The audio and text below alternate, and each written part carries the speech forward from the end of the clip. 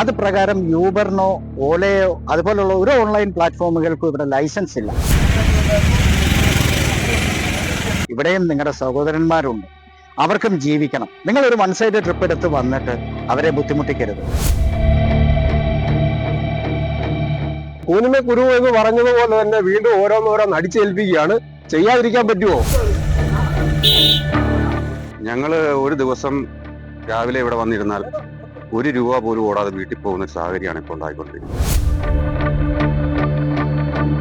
അവരുടെ അവസ്ഥ വളരെ ദയനീയമാണ്. ഞങ്ങളൊക്കെ ഈ അലക്കി തേച്ച് അല്ലെങ്കിൽ ഇങ്ങനെ പൗഡറൊക്കെ ഇട്ട് നിൽക്കുന്നത് മാത്രമേ ഉള്ളൂ. ഇതിൽ എത്ര പേര് ആഹാരം കഴിച്ചവരുണ്ട്, എത്ര പേര് കഴിക്കാത്തവരുണ്ടെന്നൊക്കെ ചോദിച്ചാൽ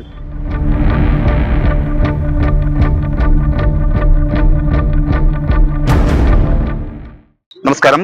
കോട്ടയം മെഡിക്കൽ കോളേജ് കേന്ദ്രീകരിച്ച് സർവീസ് നടത്തുന്ന ടാക്സി ഡ്രൈവർമാർ ഇപ്പോൾ വലിയ ദുരിതത്തിലാണ്. ഓട്ടോറിക്ഷ ഉൾപ്പെടെയുള്ള ടാക്സി വാഹനങ്ങൾക്ക് ഓട്ടം ലഭിക്കുന്നില്ല എന്നാണ് പരാതി ഉയർന്നിരിക്കുന്നത്. അതോടെ അവരുടെ വരുമാന മാർഗവും നിലച്ചിരിക്കുകയാണ്. പുറത്തുനിന്നും യൂബർ ടാക്സി സർവീസുകൾ ഇവിടെ ക്രമാതീതമായി വർദ്ധിച്ചതിനാലാണ് ഇപ്പോൾ ടാക്സി ഡ്രൈവർമാർ പ്രതിസന്ധിയിലായിരിക്കുന്നത്. ഈ വിവരം മോട്ടോർ വാഹന വകുപ്പ് ഉദ്യോഗസ്ഥരെ അവർ അറിയിക്കുകയും ചെയ്തു. മാത്രമല്ല ഇവിടെ നിരവധി യൂബർ ടാക്സികളാണ് എത്തിച്ചേരുന്നത്. അവരെ കണ്ട് ഇവരുടെ ദുരിതാവസ്ഥ ധരിപ്പിക്കുകയും ചെയ്തിട്ടുണ്ട്. ഏതായാലും ഞാനിപ്പോൾ കോട്ടയം മെഡിക്കൽ കോളേജിൽ വന്നപ്പോൾ കണ്ട കാഴ്ച ഇതാണ്. ഇവർ പരാതിയുമായി യൂബർ ടാക്സി ആളുകളുടെ അരികിൽ എത്തുകയാണ്. അവർ മോട്ടോർ വാഹന വകുപ്പിന്റെ അധികൃതരോടും ഈ കാര്യമൊക്കെ അറിയിച്ചിട്ടുണ്ട്. ഇപ്പോൾ അവരുടെ വരുമാനത്തെ തന്നെ ബാധിച്ചിരിക്കുന്ന ഒരു പരാതിയുമായാണ് ഈ ടാക്സി ഡ്രൈവർമാർ ഇപ്പോൾ ഇവിടെ എത്തിയിരിക്കുന്നത്. നമുക്ക് അവരോട് തന്നെ അവരുടെ പ്രശ്നങ്ങൾ എന്തെന്ന് ചോദിച്ച് നമുക്ക് അവരോട് തന്നെ ചോദിച്ച് മനസ്സിലാക്കാം.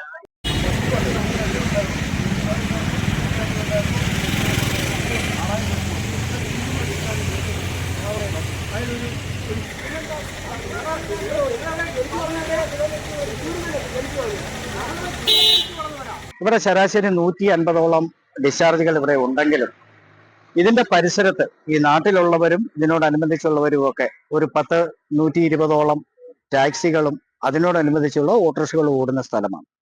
എന്നാൽ ആഴ്ചയിൽ ഒരു ഓട്ടം പോലും ഇവർക്ക് ലഭിക്കുന്നില്ലാത്ത ഒരു അവസ്ഥ വന്നപ്പോഴാണ് ഇവരുമായി നമ്മൾ കൂടിയാലോചിച്ച് എന്താണ് സംഭവം. അപ്പൊ അവർ പറഞ്ഞ ഒരു പ്രധാന വിഷയം യൂബറുമായി ബന്ധപ്പെട്ടിട്ടാണ് പറഞ്ഞത്. ആ യൂബർ ടാക്സികൾ ഇവിടെ വന്ന് ഇവരുടെ ഓട്ടം കവരുന്നതുമായി ബന്ധപ്പെട്ടിട്ടാണ് ഇവർക്ക് ഈ ഒരു അനുഭവം ഉണ്ടായിട്ടുണ്ട്. മുൻകാലങ്ങളിൽ ഇവർക്ക് എങ്ങനെ കളിച്ചാലും ഒരു 2-3 ഓട്ടോ ഒക്കെ കിട്ടിക്കൊണ്ടിരുന്ന സാഹചര്യമുണ്ട്. ഇന്നിപ്പോ അവർ ഒരു ബോധവൽക്കരണം എന്ന നിലയ്ക്ക് ഞങ്ങൾ ഇവിടെ വന്നിട്ട് എല്ലാ ഡ്രൈവർമാരെയും ചേർത്ത് നിർത്തുകയും അതോടൊപ്പം തന്നെ ഈ വരുന്ന വാഹനത്തിലെ ഡ്രൈവർമാരെ അവരും ഞങ്ങളുടെ സഹോദരങ്ങളാ, അവരെ ഞങ്ങൾക്ക് ഉപേക്ഷിക്കാൻ പറ്റില്ല. പക്ഷെ അവർ ഇതിന്റെ ട്രാപ്പിൽ പെട്ടിരിക്കുന്ന ആൾക്കാരാണ്. കാരണം അവരെ 8-9 ലക്ഷം രൂപകൾ മുടക്കിയിട്ട് ഈ കമ്പനിയിലേക്ക് അറ്റാച്ച് ചെയ്ത് അവരുടെ വരുമാനത്തിൽ നിന്നും ഈ കമ്പനികൾ കമ്മീഷൻ പിടിച്ചുകൊണ്ട് പോകും. അതിന് GST അടയ്ക്കുന്നുണ്ടെന്ന് പറയുന്നു, ലൈസൻസ് ഉണ്ടെന്ന് പറയുന്നു. ഇതൊക്കെ ഇവരോട് പറഞ്ഞിട്ടേ ഉള്ളൂ. ഈ പറയുന്ന കാര്യങ്ങളിലൊന്നും ഒരു വ്യക്തതയില്ല. ഇവർ വരുന്നത് കൂടുതലും മെട്രോ സിറ്റികളിൽ നിന്നാണ് കൂടുതൽ ആളുകൾ ഇവിടെ വരുന്നത്. അവർ വൺ സൈഡ് ട്രിപ്പ് എടുത്ത് ഇവിടെ വരുന്നു. ഇവിടെ വന്ന് അവർക്ക് ട്രിപ്പ് കിട്ടിയില്ലെങ്കിൽ ഇപ്പോൾ തന്നെ ഞങ്ങൾ ഒരാളോട് സംസാരിച്ചപ്പോൾ അദ്ദേഹത്തിനോട് ഞാൻ ചോദിച്ചു, നിങ്ങൾക്ക് ഇവിടുന്ന് ട്രിപ്പ് കിട്ടില്ല, ഞങ്ങൾ ഇവിടുന്ന് കാലി പോകും. പക്ഷേ സർക്കാർ ഒരു പുതിയ മാനദണ്ഡം കൊണ്ടുവന്നിട്ടുണ്ട്, അഗ്രിഗേറ്റർ പോളിസി. അത് പ്രകാരം യൂബറിനോ ഓലയോ അതുപോലുള്ള ഒരു ഓൺലൈൻ പ്ലാറ്റ്ഫോമുകൾക്കും ഇവിടെ ലൈസൻസ് ഇല്ല. അത് വ്യക്തമാണ്. അപ്പൊ ഇവർ 2016 ഒരു പരാമർശമാണ് ഇവർ കൊണ്ടിരുന്നത്. കോടതിയുടെ ഒരു പരാമർശം, കോടതി ഒരു ഈ ഇതുമായി ബന്ധപ്പെട്ട ഒരു വിധി നൽകിയിട്ടുണ്ട്.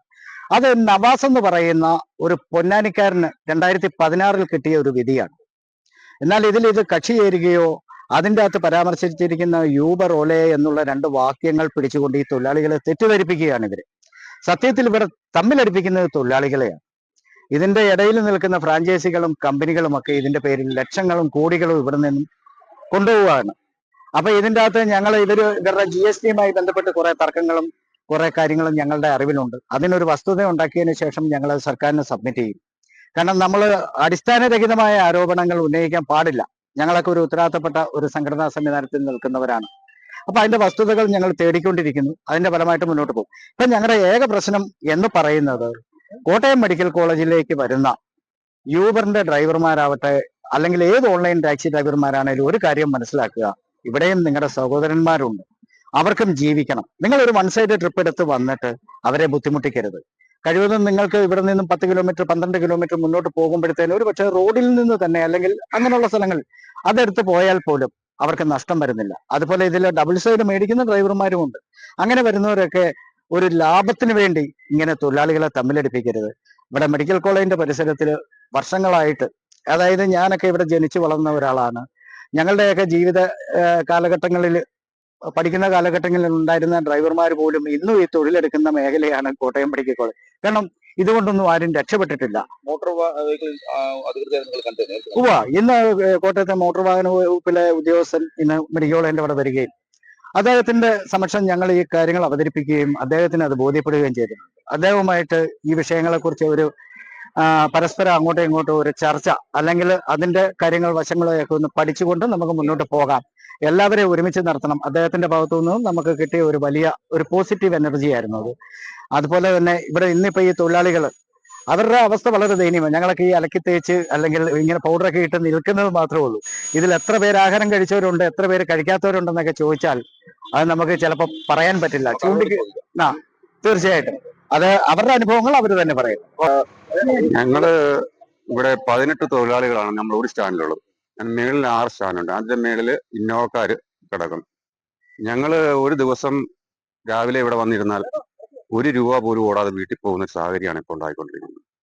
3 ദിവസം, ഇന്നിപ്പം ഞങ്ങൾ 4 പൊക്കാണ് കിടക്കുന്നത്. ഇപ്പോഴും ഈ സമയം വരെ ഞങ്ങളുടെ സ്റ്റാൻഡിൽ നിന്ന് ഒരു വണ്ടി പോയിട്ടില്ല. ഇപ്പോൾ യൂബറിന്റെ വണ്ടി ഒരു ഏറ്റവും കുറഞ്ഞത് 20 വണ്ടി മെഡിക്കൽ കോളേജിൽ ഇറങ്ങി പോയിട്ടുണ്ട്. അപ്പൊ അത് എങ്ങനെയും ഒന്ന് തടഞ്ഞ് ഞങ്ങളുടെ കുടുംബം കൂടെ ഒന്ന് ഇതാക്കാനായിട്ട് അധികാരികൾ ശ്രമിക്കുക. അതാണ് എനിക്ക് പറയാം. 20 വർഷമായിട്ട് ഈ ടാക്സി ഫീൽഡിൽ നമ്മൾ ജോലി ചെയ്യുന്നതാണ്. അപ്പൊ നമുക്ക് 1 വർഷമായിട്ടാണ് ഈ യൂബർ ഈ മെഡിക്കൽ കോളേജിലേക്ക് കയറി വരാൻ തുടങ്ങിയത്. അപ്പൊ അതിനു മുമ്പ് നമുക്ക് സ്റ്റാൻഡിലൊക്കെ 2-3 ഓട്ടം ഉണ്ടായിരുന്നു. അപ്പൊ നമ്മൾ ഒരാഴ്ച അടുപ്പിച്ച് കിടന്നിട്ട് നമുക്കൊരു ഓട്ടം കിട്ടുന്നില്ല. പിന്നെ ഇതിനകത്ത് ഒത്തിരി ഈ ആശുപത്രി ജീവനക്കാരുടെ തന്നെ ഒത്തിരി പ്രൈവറ്റ് വാഹനങ്ങൾ ഓടുന്നുണ്ട്. അപ്പൊ ഇതെല്ലാം കൂടെ ആയപ്പോഴത്തേക്ക് നമുക്കൊരു ഓട്ടം ഇല്ലാതെ ആയിരിക്കുകയാണ്.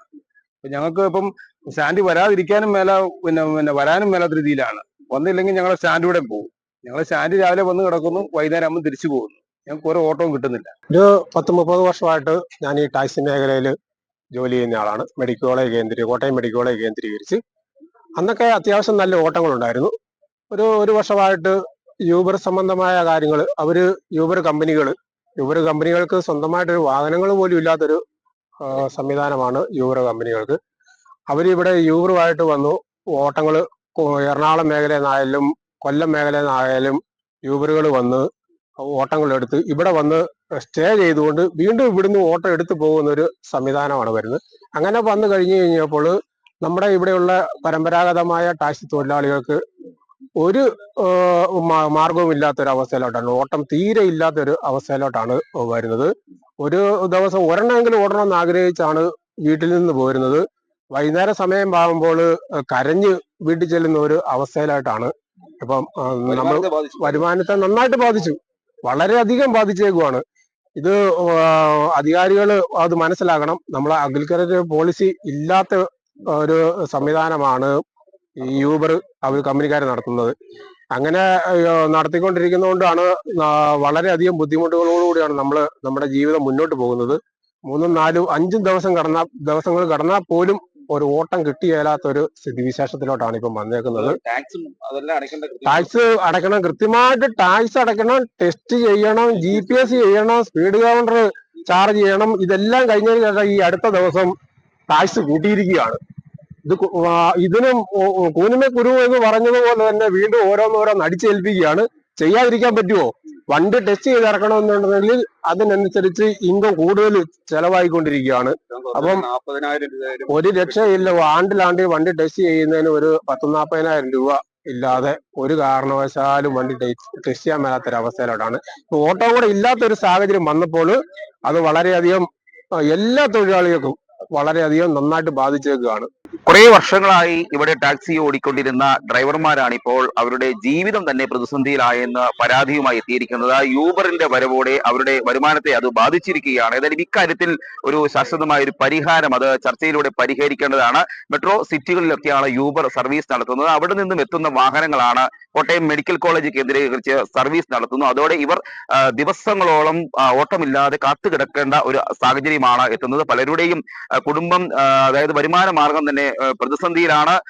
വലിയ ബുദ്ധിമുട്ടാണ് അവർ നേരിടുന്നതെന്നാണ് അവർ നമ്മളോട് പറഞ്ഞിരിക്കുന്നത്. ഏതായാലും ഈ കാര്യത്തിൽ ഒരു മാതൃകാപരമായ ഒരു തീരുമാനം കൈക്കൊള്ളുമെന്നാണ് പ്രതീക്ഷിക്കുന്നത്. Cameraman ജിതിനൊപ്പം CR sham, Marunadan Malayali, Kottayam.